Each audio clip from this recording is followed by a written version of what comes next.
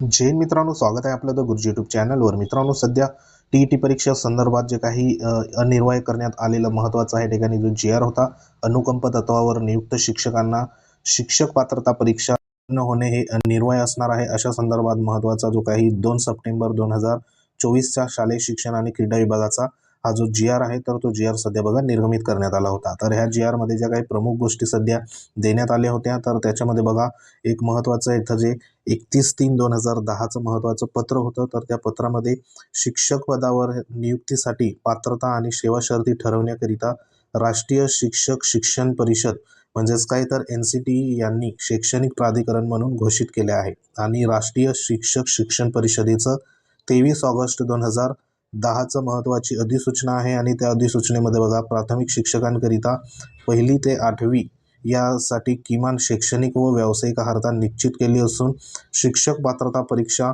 म्हणजेच TET सध्या अनिर्वाय इथे करण्यात आली आहे। तर ते कोणत्या वर्गासाठी, तर या ठिकाणी बघा 6 ते 8 आणि 1 ते 5 ह्या वर्गासाठी जर तुम्हाला शिक्षक या ठिकाणी बनायचं असेल, तर ह्या ठिकाणी बघा तुम्हाला TET जी परीक्षा असेल किंवा CTET परीक्षा असेल, तर ती इथं अनिर्वाय करण्यात आलेली आहे।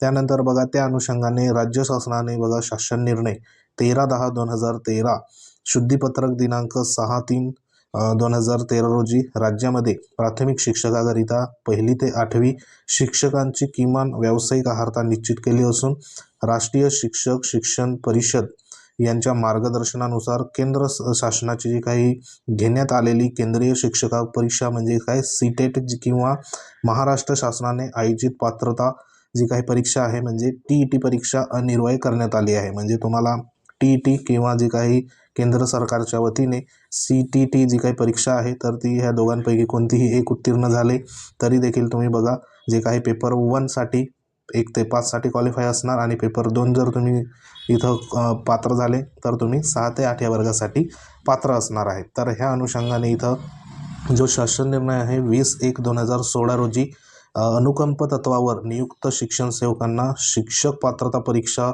उत्तीर्ण होण्याची जी सूट देण्याबाबत बघा निर्णय घेण्यात आला होता। तो निर्णय राष्ट्रीय शिक्षक जे काही शिक्षण परिषद आहे, तर त्यांनी निश्चित केलेल्या अर्हतेशी विसंगत आहे। याबाबत अनुकंप तत्वावर जे नियुक्त व नव्याने नियुक्त होणाऱ्या शिक्षकांना शिक्षक पात्रता परीक्षा उत्तीर्ण होणे आवश्यक असल्याचे सध्या बघा तरतूद या ठिकाणी विचाराधीन होती। तर ह्याच्यावरती जो निर्णय इथं झालेला आहे, तर तो निर्णय म्हणजे काय आहे, तर इथे बघा जे सध्या इथं एक मजकूर देण्यात आला आहे, तर तो मजकूर काय आहे, तर शासन निर्णय 2000 या ठिकाणी बघा 16ला म्हणजे 20/1/2016 मध्ये एक परिच्छेद होता, परिच्छेद क्रमांक 3।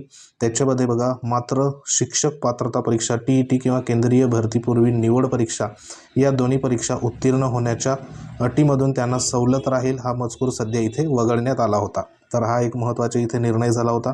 त्यानंतर पुढचा निर्णय काय होता, तर पुढचा निर्णय बघा जे सध्या परीक्षा आहे CTET किंवा TET परीक्षा, तर ह्या दोघींपैकी कोणतंही इथं बघा काय म्हटलेलं आहे की शिक्षक पात्रता परीक्षा TET वा केंद्र शासनाची आयोजित शिक्षक पात्रता परीक्षा CTET उत्तीर्ण झालेले नाहीत अशा शिक्षकांनी शिक्षक पात्रता परीक्षा ही अर्हता सदर शासन निर्णयाच्या दिनांकापासून 3 वर्षाचा कालावधीत इथं उत्तीर्ण होण्यासंदर्भात इथं बघा जी काही सूचना आहे, तर ह्या शासन निर्णयामध्ये सध्या देण्यात आली आहे। जे सध्या शिक्षक आहे अनुकंप तत्वावर सध्या लागलेले, तर आता हे 3 वर्षासंदर्भात महत्त्वाचं बघा कालच्या दिवसाला सध्या रिवाईज झाले। आता 3 वर्षाऐवजी इथं जो काही शासन निर्णय आहे, तर तो शासन निर्णय तुम्हाला दाखवतो।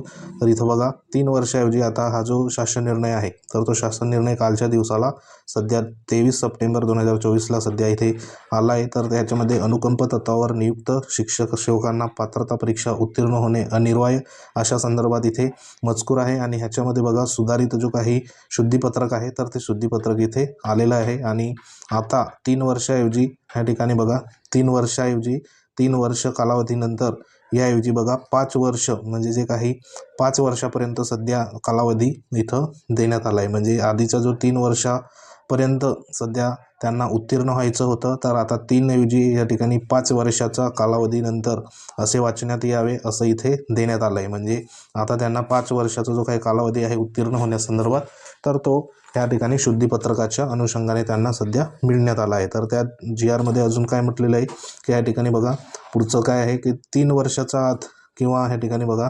महत्त्वाचं जे उमेदवार सध्या जॉईंट आहे तर त्या उमेदवारांना काय म्हटलेलं आहे की इथे ग्रामविकास विभागाच्या संदर्भ दिन 11/10/2022च्या पत्रान्वये अनुकंप तत्वावर शिक्षक व त्या प्राथमिक शिक्षक पदावर नियुक्तीसाठी शिक्षक पात्रता परीक्षा किंवा मग सीटेट परीक्षा उत्तीर्ण हे निर्वाह करण्यात आले आहे आणि तथापि शासन निर्णयाची तरतूद असल्यामुळे संस्थांनी अनुकंप तत्वावरील नियुक्ती दिलेली आहे, परंतु शिक्षणाधिकारी आणि विभागीय शिक्षण उपसंचालक यांनी त्यास मान्यता किंवा शालार्थ ID दिलेली नाही। अशा उमेदवारांना देखील 3 वर्ष बघा आत शिक्षक पात्रता परीक्षा किंवा केंद्रीय शिक्षक पात्रता परीक्षा उत्तीर्ण होणे या ठिकाणी जी काही अर्हताधारक आहे तर त्याच्या अटीवर अनुकंप तत्वावर मान्यता शालार्थ ID देण्यात यावा। म्हणजे जो 3 वर्ष देण्यात आला आहे कालावधी तर तो आता 5 वर्ष सध्या बघा करण्यात आला आहे। आणि तुम्ही जर ह्या ठिकाणी बघा 5 वर्षामध्ये सध्या जर उत्तीर्ण नाही झाले तर त्यांच्यासाठी इथे एक स्टेटमेंट आहे। तर इथे बघा जे सध्या शिक्षक इथं महत्त्वाचं स्टेटमेंट आहे, जे शिक्षक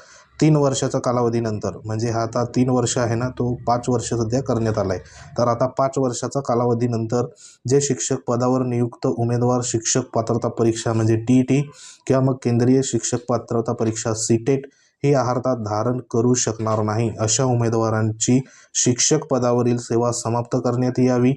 तथापि अशी नियुक्ती अनुकंप धोरणावर झालेली असल्याने त्यांना इतर पदावर नियुक्ती देण्याबाबत नियुक्ती प्राधिकरण यांनी कार्यवाही करावी। अशा उमेदवारांची सेवा ज्येष्ठता सदर प्रवर्गात ज्येष्ठता यादीमध्ये अंतिम क्रमावर राहील। तर इथं बघा 5 वर्ष जर तुम्ही उत्तीर्ण नाही झाले त्याच्यामध्ये TET परीक्षा किंवा मग जी इथं सांगण्यात आलेली आहे सीटेट परीक्षा म्हणजे दोघी परीक्षेपैकी तुम्ही एक परीक्षा जर इथं तुम्ही उत्तीर्ण नाही झाले तर अशा उमेदवारांना किंवा अशा जे काही शिक्षकांना त्यांना त्या पदावरची काही सेवा असेल तर ती सेवा इथं समाप्त करण्यात येईल। अशा संदर्भात इथं सध्या जे काही 4 नंबरचं स्टेटमेंट सध्या देण्यात आलं आहे। तर ह्याच्यामध्ये फक्त रिवाईज जे झालं आहे तर ते 3 वर्ष जो कालावधी देण्यात आला होता तर तो 3 वर्ष कालावधीऐवजी आता फक्त इथे जो काही रिवाईज झालेला आहे तर तो म्हणजे 5 वर्ष अशा संदर्भात जो काही कालावधी आहे तर तो 5 वर्ष सध्या इथे रिवाईज होऊन महत्त्वाचं सध्या जे काही 5 वर्षापर्यंत तुम्हाला कोणत्याही परिस्थितीमध्ये TET परीक्षा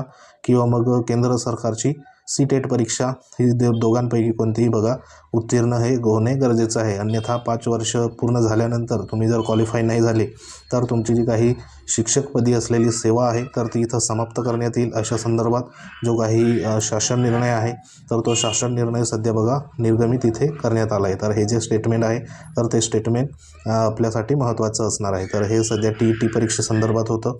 तर आता महत्त्वाचं जे काही अनुकंप फक्त जे शिक्षक जॉईन झाले तर त्यांच्यासाठी हे होतं आणि आता नव्याने जर शिक्षक भरतीमध्ये प्रविष्ट व्हायचं असेल तर तुम्हाला आधीच ह्या ठिकाणी बघा जे इतर जे उर्वरित भावी शिक्षक आहेत तर त्यांना स्वतः पहिले TET किंवा सीटेट जी परीक्षा आहे तर ती बघा क्वालिफाय व्हायला पडेल, तेव्हाच तुम्ही पुढच्या जे काही भरती प्रक्रियेमध्ये 1 ते जो काही 8 गट आहे तर त्या गटामध्ये सध्या बघा शिक्षक जे काही पदासाठी पात्रता तुम्ही होऊ शकतात। म्हणून आता जे काही TET परीक्षा आणि सीटेट परीक्षेसंदर्भात महत्त्वाचं ॲप्लिकेशन जे सध्या सुरू आहे तर ते ज्यांनी केलं नसेल तर अशा उमेदवारांनी ॲप्लिकेशन करून द्या। म्हणजे तुम्हाला जे काही 2 ह्या ठिकाणी चान्स मिळाले आहे तर त्याच्यामध्ये TET परीक्षा आणि सीटेट परीक्षा तर ह्या दोघी परीक्षेमध्ये तुम्ही कोणतीही एक परीक्षा क्वालिफाय झाले तरी तुमचं बघा जे काही 1 ते ह्या ठिकाणी 8 वर्गासाठी तुमची जर पात्रता तिथे तयार होऊन जाते तुमची जी जर शैक्षणिक आणि व्यावसायिक अर्हतेनुसार।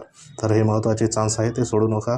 फक्त इथे हे जे होतं तर ते अनुकंप तत्वावर सध्या जे लागलेले आहे शिक्षक तर त्यांच्यासाठी हा महत्त्वाचा शासन निर्णय होता। तर त्यांनी देखील ट्राय करा जेणेकरून इथं जे काही 3 वर्ष म्हणण्यात आलं होतं 3 वर्षाऐवजी आता 5 वर्षाचा कालावधी इथं देण्यात आला आहे। तर 5 वर्षामध्ये कोणत्याही परिस्थितीत तुम्हाला पास होणे गरजेचं आहे। तर हा एक महत्त्वाचा शासन निर्णय होता। तर ह्या निर्णय आपल्या टेलिग्राम चॅनलवर तुम्हाला अवेलेबल होऊन जाईल। तर ह्या निर्णयामुळे महत्त्वाचं जे काही पुढील धोरण असेल तर ते धोरण तुमचं इथं तयार होईल। तर सध्या तरी हे एक महत्त्वाचे जे काही शासन निर्णय होते तर ते आपल्या टेलिग्राम चॅनलवर तुम्हाला अवेलेबल होऊन जाईल। हे शुद्धीपत्रक आहे तर हे शुद्धीपत्रक बघा कालच्या दिवसाचं आहे 23 सप्टेंबर 2024चं।